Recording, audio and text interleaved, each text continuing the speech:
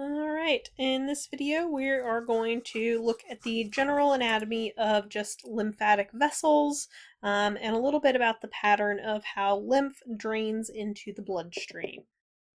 So, lymphatic capillaries are similar to blood vessel capillaries in some ways, but they're also very, very different. So, these lymphatic capillaries are found almost everywhere that standard capillary beds are found from the blood vessels, with some exceptions like the bone marrow and teeth, among other structures that are not going to have these lymphatic vessels. And so they're kind of all integrated here with these capillary beds. But when we look closer at a single lymphatic capillary, their structure is quite a bit different than what we've seen with blood vessels, which we looked at before break in this particular semester. But one of the first big differences that you might see just over here in the capillary bed is that the lymphatic capillaries are closed-ended. There is not a network integrating them into other vessels or anything like that. They have closed ends, which is very different than our blood vessel capillaries. Once we zoom in on those a little bit more, we'll see that much like our blood vessel capillaries, these are made up of a single layer of epithelial cells, but these epithelial cells are not packed in and structured the same way that blood vessels are. And so we have a lot of these overlapping epithelial cells that basically end up making these flaps, essentially. So these are called endothelial flaps. And as the pressure of all of this fluid increases, it will push its way in through these flaps into the actual vessel itself and start passing through the lymphatic capillaries to the larger lymphatic vessels. So this fluid is called interstitial fluid. Outside of these lymphatic vessels, once it's in the vessels, it becomes lymph fluid.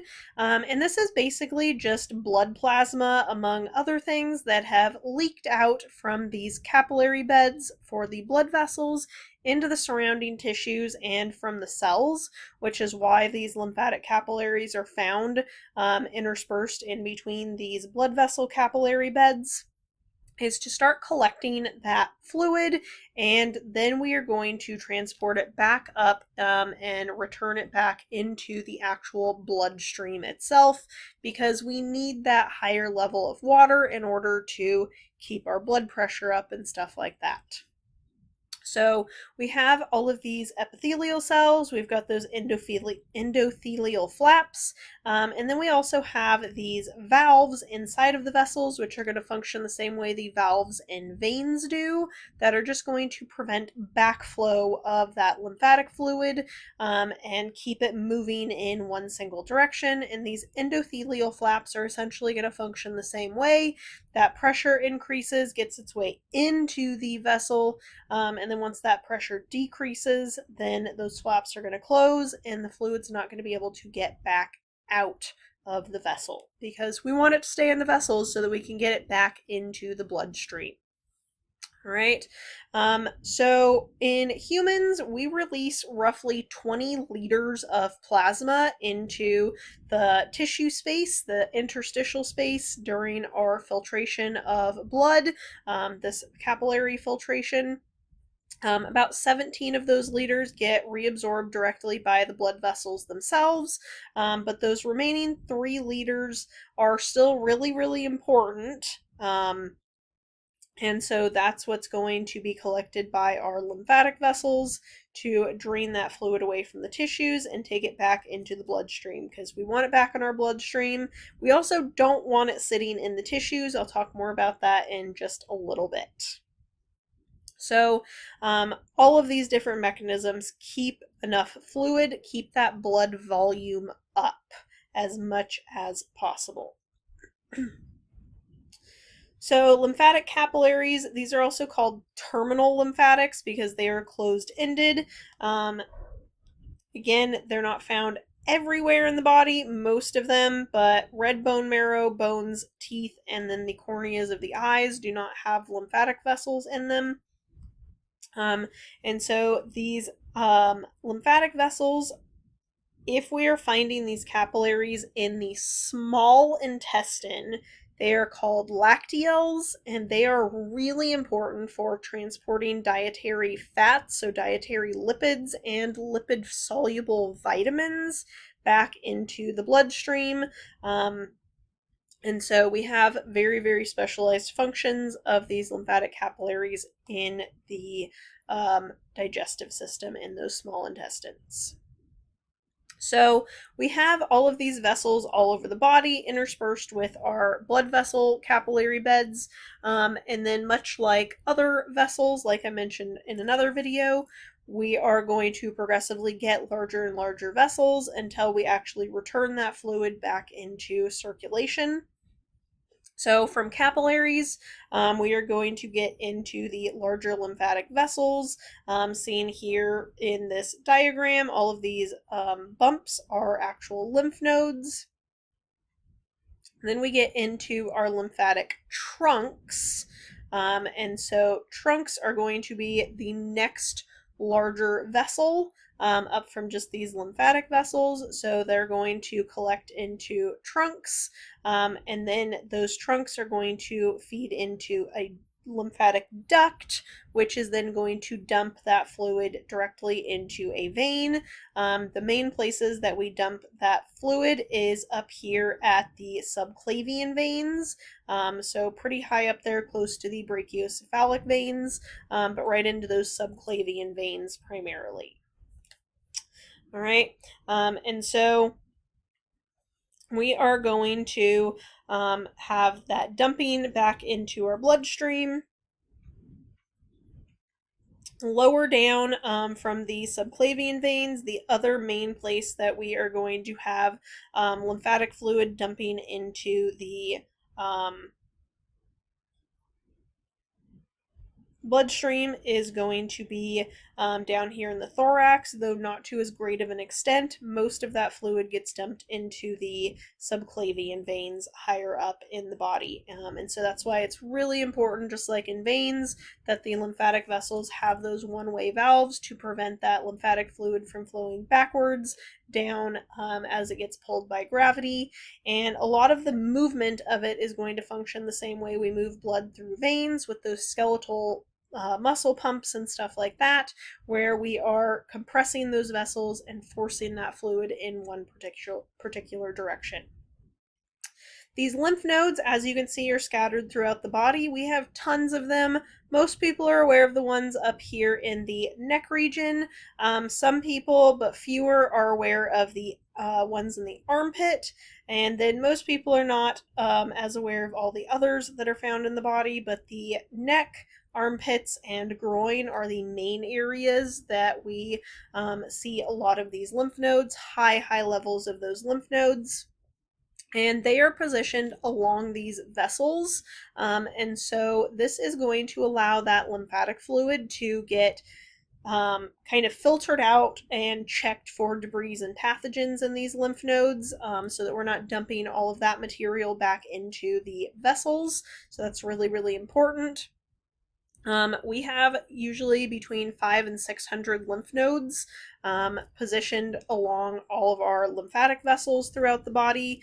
And the reason that most people are aware of certain lymph nodes and not others is because they tend to be clustered in certain areas, like the armpits and groin, and a little bit up in the neck. We'll talk about lymph nodes a little bit more in another video. We're going to focus on the vessels here. Right?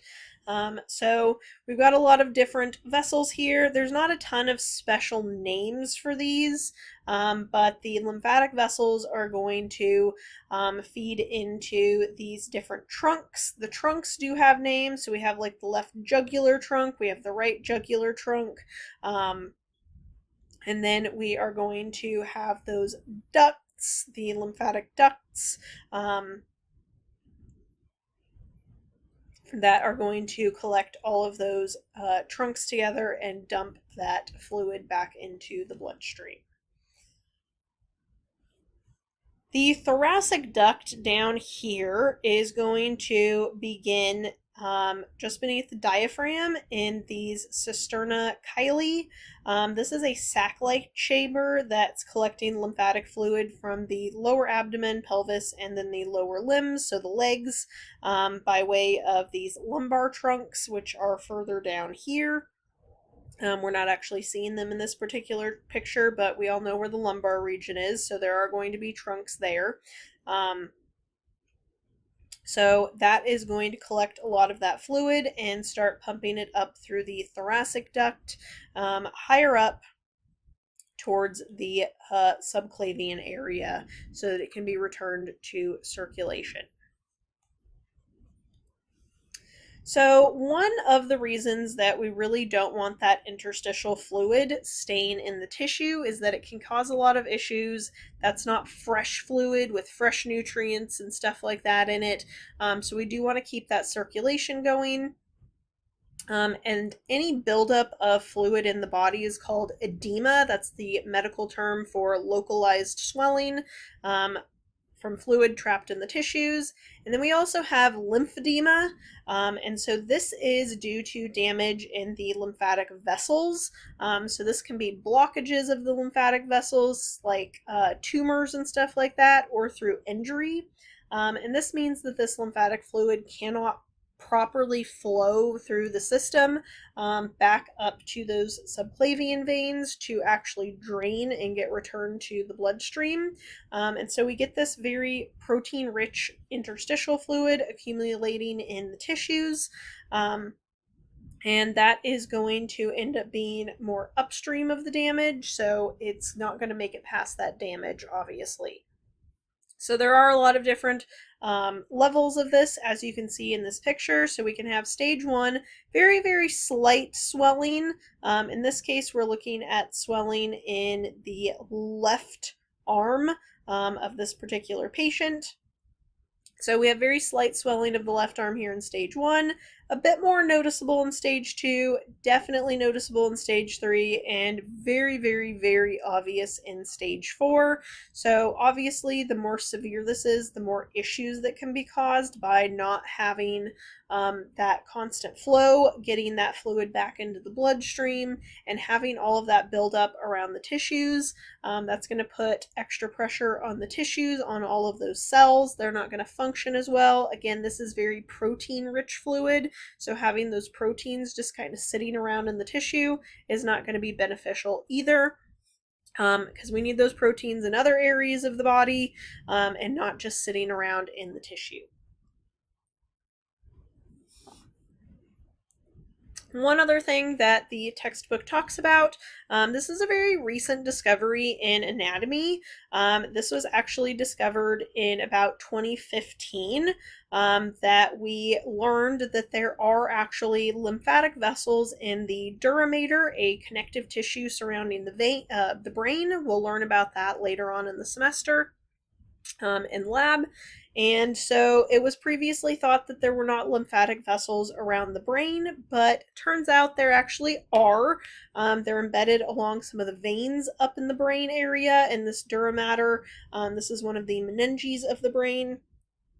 And this is really important because now we have a better understanding of how we drain cerebrospinal fluid, or CSF, away from the spaces in the brain, because that fluid is supplying all of the nervous tissue with a lot of nutrients, as well as collecting waste products. And so we still need that exchange going in the brain, obviously, just like any other area of the body.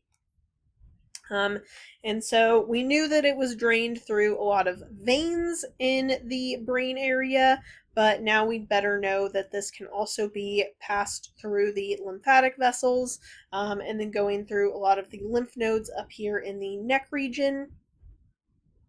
And so there is a lot of new discoveries still being made in the field of anatomy, even to this day. So 2015 was not all that long ago as far as scientific and medical discoveries go. So this is a slightly zoomed in view. We'll see something like this again later in the semester, but we have this duramater. This is one of the, again, protective coverings on the brain. We have a few different protective coverings, but we're not going to get into that right now. And there is this blue area right here. This is representing a dural sinus. So this is a big vein right there that's passing through basically the center of the vessel. And then we've also got cerebral veins as well that run deeper down into the brain tissue. But we do have these lymphatic vessels embedded up here in the duramater to help clear and drain some of that fluid. And we will talk about the lymph nodes and other lymphatic organs and tissues in the next video.